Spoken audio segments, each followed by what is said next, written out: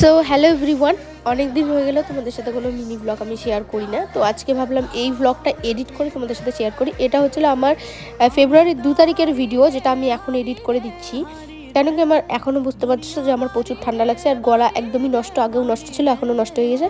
যাই হোক, এই দুটা দিদির আমার কাছে পার্টি মেকআপ ছিল আলট্রা এইচডি। তো দিদিরা ভাবছিল ফার্স্টে হেয়ারস্টাইল করবে, যেহেতু আগের দিন দিদিরা যার কাছে সাজছে মেকআপ খুব কালো হয়ে গেছিলো, তো তার জন্য ভয় পাচ্ছিল। আর দিদি ছিল সন্ধ্যাবেলা, আমি তো চলে যাব সন্ধ্যাবেলা, আমি থাকবো না, আরেকটা বুকিং আছে। তো তার জন্য দিদিরা 2টা বাজে মেকআপ করছিল, তাও খুব ভয় পাচ্ছিল যে স্টে করবে কিনা। তো আমি বলছিলাম তোমাদের কালকে অবধি স্টে করবে, তোমরা যদি ভালো মতো রাখো।